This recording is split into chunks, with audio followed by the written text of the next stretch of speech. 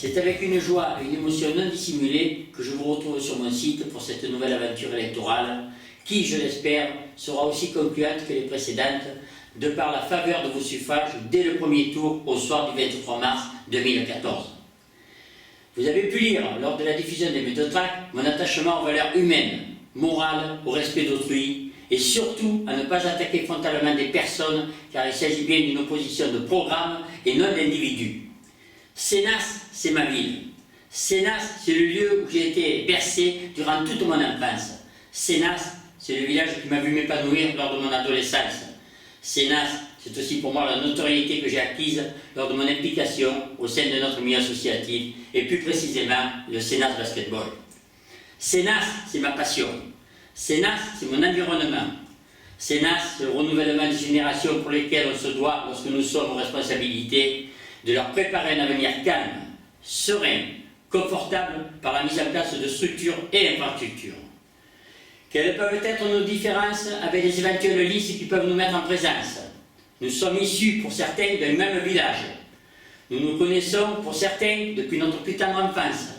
Et nous avons également un regard sur notre commune en connaissant les moindres détails, les moindres contours, les moindres besoins. Pour d'autres, il s'agit d'une arrivée qui date de quelques années.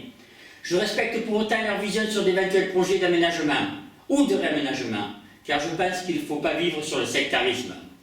Mais il faut également savoir qu'avec un budget total de 13 millions d'euros, nous ne pouvons pas engager au travers d'une campagne électorale sur des projets pour lesquels la commune ne pourra forcément pas suivre avec ses fonds propres. Sans faire appel au Conseil général, lequel, il faut le dire, constitue l'essentiel de nos aides. D'ailleurs, il m'a été souvent reproché d'adresser au président des remerciements en public. Je ne souhaite en aucun cas, par rapport à d'éventuels candidats, avoir l'appui de quelconque politique qui se permettent, au travers de soutiens plus ou moins affirmés, de vouloir transformer une ville, alors qu'ils ont en charge eux-mêmes des responsabilités locales et nationales, qui doivent les amener vers une neutralité la plus totale. D'autant plus que nous sommes de la même ambiance politique. Je suis d'hier droite et je le reste, quoi que puissent en dire certains. Prenons l'exemple des récentes élections cantonales de Brignoles, qui a vu la victoire d'un candidat qui, au préalable, n'était pas donné gagnant, et j'invite donc les politiques, quels qu'ils soient, à y réfléchir. Notre village, notre petite ville, notre commune, a besoin d'authenticité, de vérité et surtout de proximité.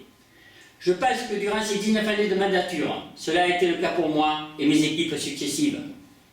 Pour le prochain mandat, je vous ai entendu et je vais vous écouter. Je vous présenterai une équipe fortement remaniée, tout en gardant ma confiance à certaines personnes qui ne m'ont pas démérité. Mais je puis vous assurer que je n'ai pas la mémoire courte, et notamment lorsque durant des années, on m'a fait d'allégeance, puis par la suite faire un volte-face.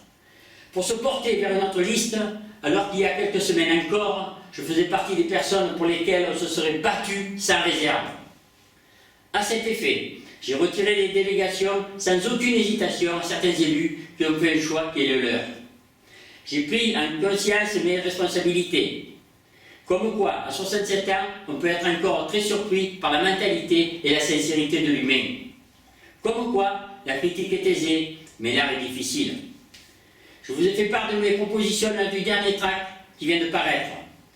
Ceux-ci sont mûrement chiffrés et réfléchis. Et je m'engage, comme je vous l'ai déjà écrit, à ne pas augmenter la pression fiscale lors des 3 prochaines années. Nos futurs investissements feront l'objet d'une demande au travers d'un contrat départemental de développement et d'aménagement à hauteur de 8,5 millions d'euros. Sachant qu'en 2011, le président du Conseil général, sur 4 millions d'euros, nous avait consenti une aide équivalente à 58%.